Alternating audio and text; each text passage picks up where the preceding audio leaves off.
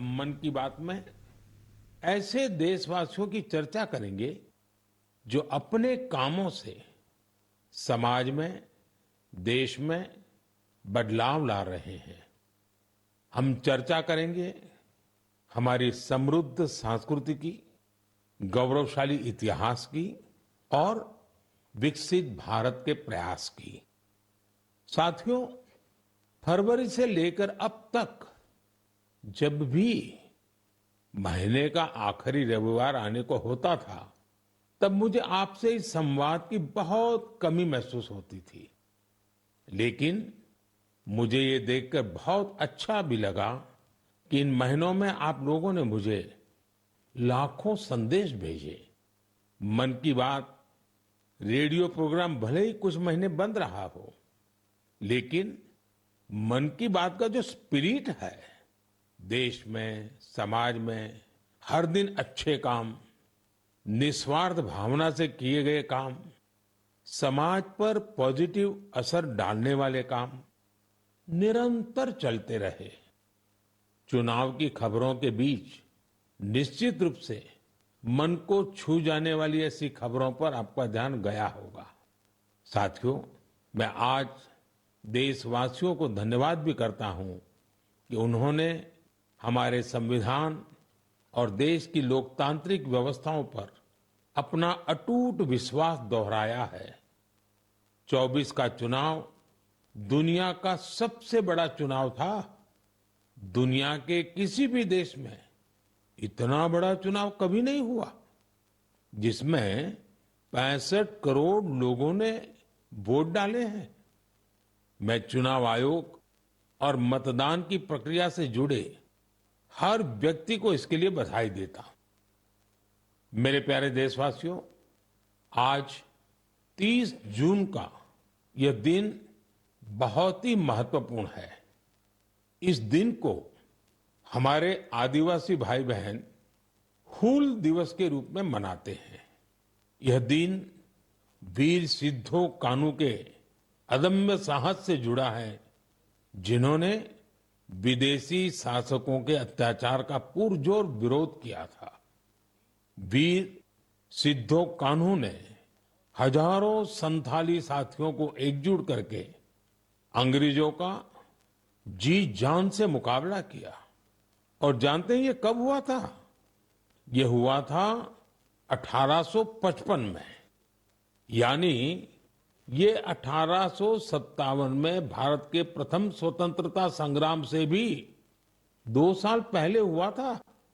तब झारखंड के संथाल परगना में हमारे आदिवासी भाई बहनों ने विदेशी शासकों के खिलाफ हथियार उठा लिया था।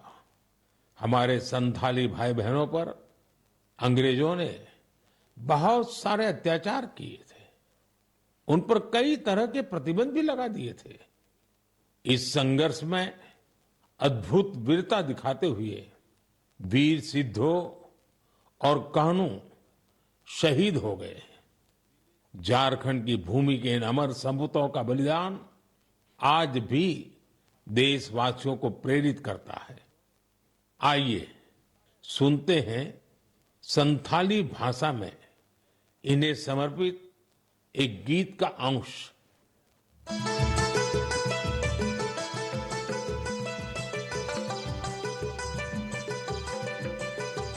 सीधा कानू बोल बुहा मनावे 29 जन जहां दिसमरिया मरंग हुंदो सांताल हुलका सांताल हुंदो आंदोड़लेना इंग्रेज कानून भंगोड़लेना जुमे बंजो एसपीटी एकेला गोईना जंगारे पैगान साड़ी कने घाम जा उनको होले बुहा होले होले।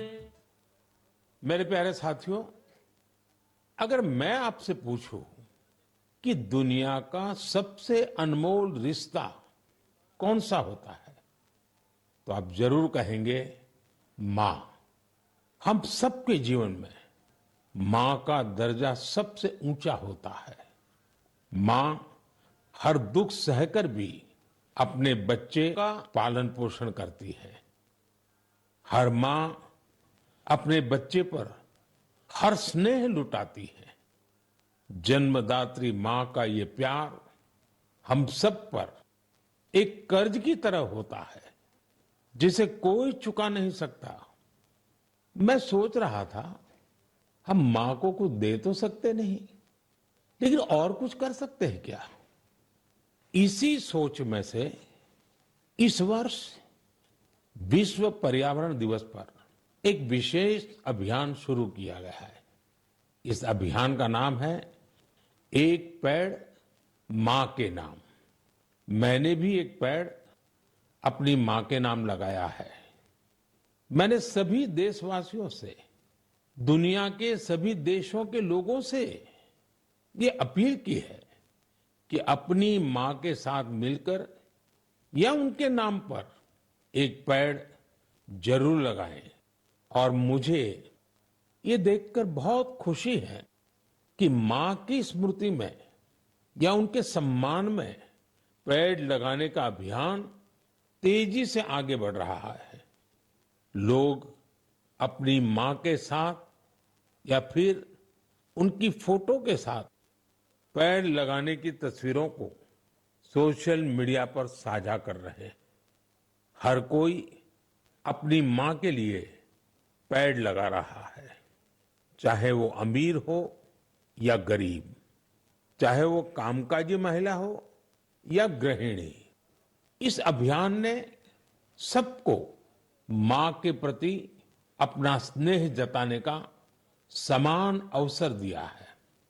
वो अपनी तस्वीरों को हैशटैग प्लांट फॉर मदर और हैशटैग एक पेड़ मां के नाम इसके साथ साझा करके दूसरों को प्रेरित कर रहे हैं। साथियों, इस अभियान का एक और लाभ होगा। धरती भी मां के समान हमारा ख्याल रखती है। धरती मां ही हम सबके जीवन का आधार है। इसलिए हमारा भी कर्तव्य है कि हम धरती मां का भी ख्याल रखें। मां के नाम पेड़ लगाने के अभियान से अपनी मां का सम्मान तो होगा ही होगा, धरती मां की भी रक्षा होगी। पिछले एक दशक में भारत में सबके प्रयास से वन क्षेत्र का अभूतपूर्व विस्तार हुआ है। अमृत महोत्सव के दौरान देश भर में 60,000 से ज्यादा अमृत सरोवर भी बनाए गए हैं। अब हमें ऐसे ही मां के नाम पर पेड़ लगाने के अभियान को गति देनी है।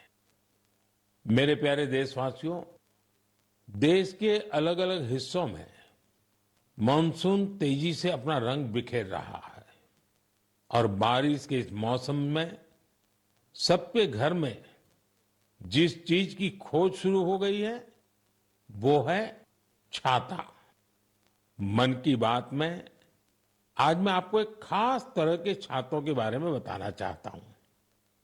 ये छाते तैयार होते हैं हमारे केरला में। वैसे तो केरला की संस्कृति में छातों का विशेष महत्व है। छाते वहां कई परंपराओं और विधि विधान का अहम हिस्सा होते हैं। लेकिन मैं जिस छाते की बात कर रहा हूं वो है कारथुम्बी छाते, और इन्हें तैयार किया जाता है केरला के अट्टापडी में। ये रंग बिरंगे छाते बहुत शानदार होते हैं और खासियत ये इन छातों को केरला की हमारी आदिवासी बहनें तैयार करती हैं।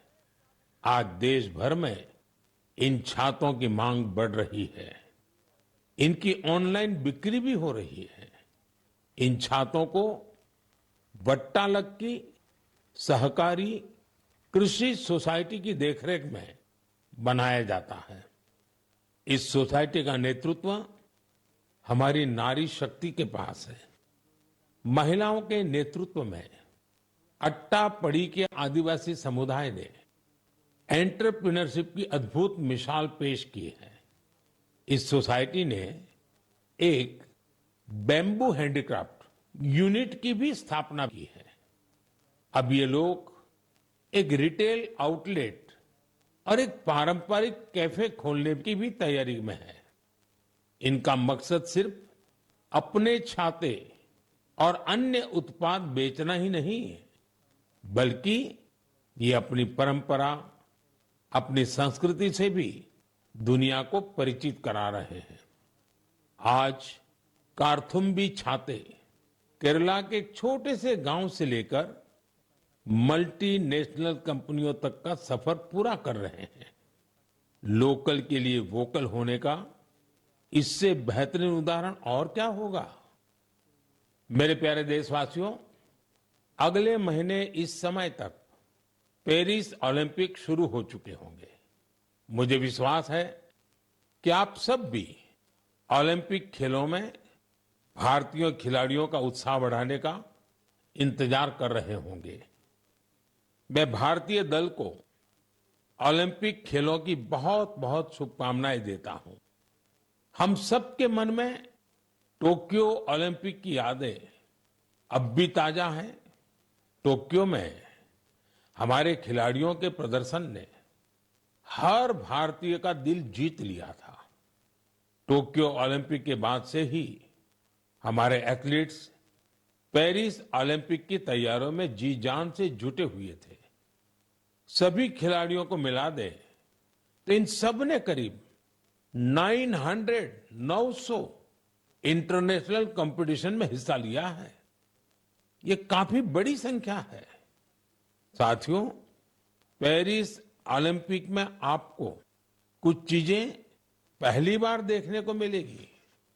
शूटिंग में हमारे खिलाड़ियों की प्रतिभा निखरकर सामने आ रही है। टेबल टेनिस में मैन और विमेन दोनों टीमें क्वालिफाई कर चुकी हैं। भारतीय शॉटगन टीम में हमारी शूटर बेटियां भी शामिल है। इस बार कुश्ती और घुड़सवारी में हमारे दल के खिलाड़ी उन कैटेगरीज में भी compete करेंगे जिनमें पहले वे कभी शामिल नहीं रहे। इससे आप ये अनुमान लगा सकते हैं कि इस बार हमें खेलों में अलग लेवल का रोमांच नजर आएगा। आपको ध्यान होगा, कुछ महीने पहले वर्ल्ड पारा एथलेटिक्स चैंपियनशिप में हमारी बेस्ट परफॉर्मेंस रही है। वहीं चेस और बैडमिंटन में भी हमारे खिलाड़ियों ने परचम लहराया है।